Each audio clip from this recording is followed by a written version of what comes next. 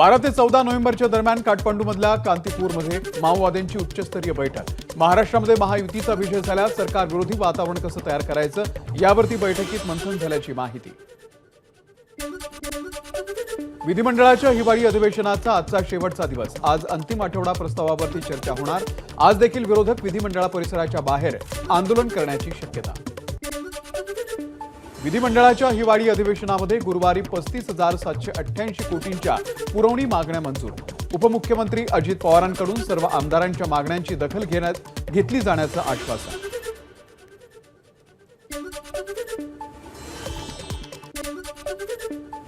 अधिवेशन संपल्यानंतर खाते वाटप होण्याची शक्यता। नाराजी नाट्य उफाळून घेऊ नये यासाठी महायुतीचा सावध पवित्रा। 23 तारखेला मंत्री संभाव्य खात्याचा घेऊ शकतात चार्ज, सूत्रांची माहिती। अधिवेशनानंतर विरोधी पक्षांसह मुख्यमंत्री आणि दोन्ही उपमुख्यमंत्र्यांची पत्रकार परिषद होणार। आज शेवटचा दिवस। आज अधिवेशनाचा शेवटचा दिवस।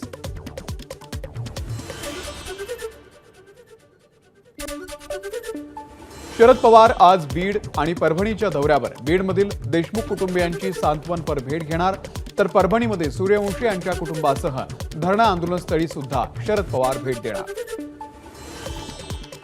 बीडमधील हत्येचं समर्थन कोणीच करत नाही, तपास सुरू आहे। दूध का दूध, पाणी का पाणी होईल, धनंजय मुंडे यांची प्रतिक्रिया।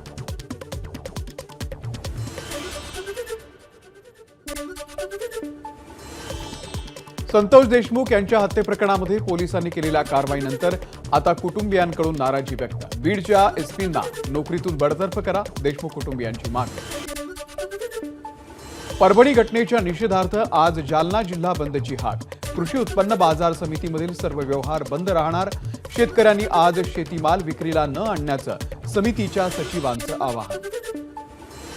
संजय राऊत यांच्या घराची रेकी करणारे खासगी कंपनीचे कर्मचारी असल्याची पोलिसांची माहिती। मोबाईल नेटवर्कच्या तपासणीसाठी कर्मचाऱ्यांच्या परिसरामध्ये फेऱ्या। कल्याण खडकपाडा पोलिसांनी अखिलेश शुक्ला यांची खासगी गाडी जप्त केली आहे। या गाडीमधून अंबर दिवा देखील पोलिसांकडून हस्तगत। कल्याण मारहाण प्रकरणामध्ये अखिलेश शुक्ला या पोलिसांच्या ताब्यात। शुक्ला टिटवाळा परिसरामध्ये फिरत होता। एकूणच 3 जण ताब्यात। आता पोलिसांची माहिती। भाजपा आमदार आणि जिल्हाध्यक्षांची आज नागपूरमध्ये बैठक। नवीन सरकार आल्यानंतर भाजपची पहिलीच पक्षीय बैठक। आगामी स्थानिक स्वराज्य संस्थांच्या निवडणुकांच्या अनुषंगानं या बैठकीचं आयोजन। नागपूरच्या सीताबर्डी परिसरामध्ये माजी मंत्री सुधीर मुनगंटीवार यांच्या समर्थनार्थ बॅनरबाजी। सलग 7 वेळा आमदार असताना देखील मंत्री म्हणून का डावललं, बॅनरच्या माध्यमातून सवाल। कांद्यावरील निर्यात शुल्क, ऊसाची FRP, साखरेची MSP, त्यासोबतच इथेनॉलचे दर या संदर्भात आमदार सदाभाऊ खोत यांनी घेतली मुख्यमंत्र्यांची भेट। सोलापूर कृषी उत्पन्न बाजार समितीमध्ये पुढील 2 दिवस कांद्याचे लिलाव बंद राहणार। माथाडी कामगारांनी माल उचलला नसल्यानं आज लिलावासाठी कांदा बाजारामध्ये आणला जाणार नाही। अखिल भारतीय विद्यार्थी परिषदेचं भंडारा बस स्थानकामध्ये ठिय्या आंदोलन। महिला सुरक्षा बसेसची संख्या वाढवणं या मागणीसाठी आंदोलन। कुर्ला येथील बेस्ट अपघातानंतर पालिका ॲक्शन मोडवर। कुर्ला L विभागामध्ये असलेल्या मुख्य रस्त्यावरील दुकानांचे अनधिकृत शेड आणि फुटपाथवरील बाकडे काढण्यात आले। विविध पुलांच्या गर्डर लॉन्चिंगसाठी शनिवारी आणि रविवारी मध्य रेल्वेवरती ट्रॅफिक आणि पॉवर ब्लॉक। एक्सप्रेसचे मार्ग बदलले जाणार असून काही उपनगरीय सेवा रद्द करण्यात येणार। मध्य रेल्वेवरती रविवारी मेगा ब्लॉक। ठाणे ते कल्याण स्थानकाच्या दरम्यान अप आणि डाऊन जलद मार्गावरती ब्लॉक घेण्यात येणार। पश्चिम रेल्वे मार्गावरती वसई रोड ते भाईंदर स्थानकाच्या दरम्यान अप आणि डाऊन धीम्या मार्गावरती रात्रकालीन ब्लॉक। आज सकाळी 12:30 ते पहाटे 4 वाजेपर्यंत ब्लॉक घेण्यात येणार। ट्रान्स हार्बर मार्गावरती ठाणे वाशी नेरूळ स्थानकाच्या दरम्यान ब्लॉक कालावधीमध्ये पनवेल ते ठाणे आणि ठाणे ते वाशी नेरूळ पनवेल या मार्गावरती लोकल सेवा रद्द करण्यात येणार। रेल्वेच्या UTS ॲपवरून अनारक्षित तिकीट काढल्यावरती मिळणार 3% बोनस। यापूर्वी R वॉलेटच्या रिचार्जवरती 3% बोनस जमा होत होता. पूर्व द्रुतगती महामार्ग ते बीकेसी हा प्रवास अति वेगवान होणार. बीकेसी कनेक्टर खालून जाणारा 180 मीटर लांबीचा रस्ता पूर्ण.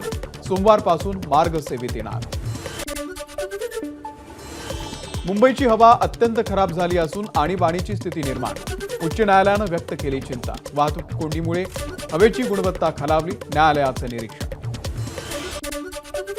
नव्या वर्षामध्ये केंद्र सरकार एफएसआय क्षेत्र निर्देशांक शुल्कावरती तब्बल 19% जीएसटी लागू करणार. परिणामी घरांच्या किमती 10% वाढू शकतात. गेल्या 2 दिवसात सोन्याच्या दरामध्ये 1100 रुपयांची घसरण तर चांदीमध्ये किलो मागे अंदाजे 3000 रुपयांची घसरण.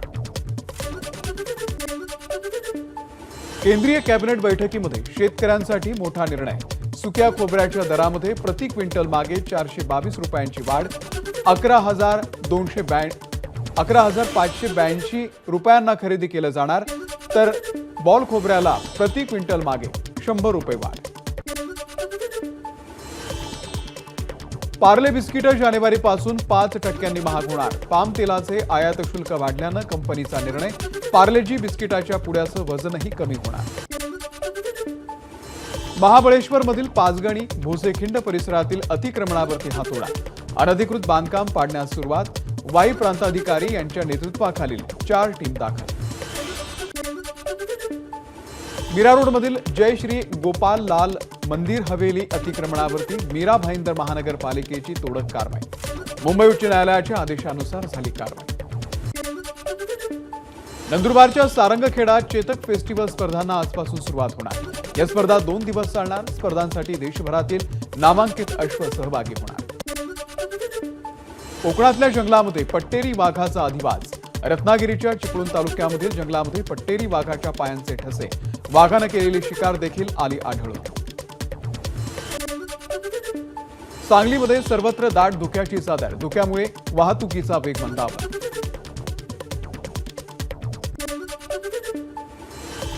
मावळ तालुक्यावरती धुक्याची चादर. पुणे मुंबई लोहमार्गावरील रेल वाहतूक धीम्या गतीनं. रेल इंजिनचे दिवे चालू करूनच लोणावळा पुणे लोकलचा प्रवास.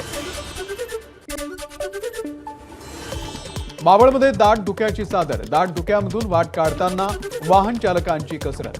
पुणे मुंबई एक्सप्रेसवे धुक्यात हरवला. धाराशिवमध्ये हरभऱ्याच्या पेरणी क्षेत्रामध्ये लक्षणीय वाढ. वातावरणामधील गारवा रब्बी हंगामातील हरभरा गहू पिकांना ठरतोय लाभदायक.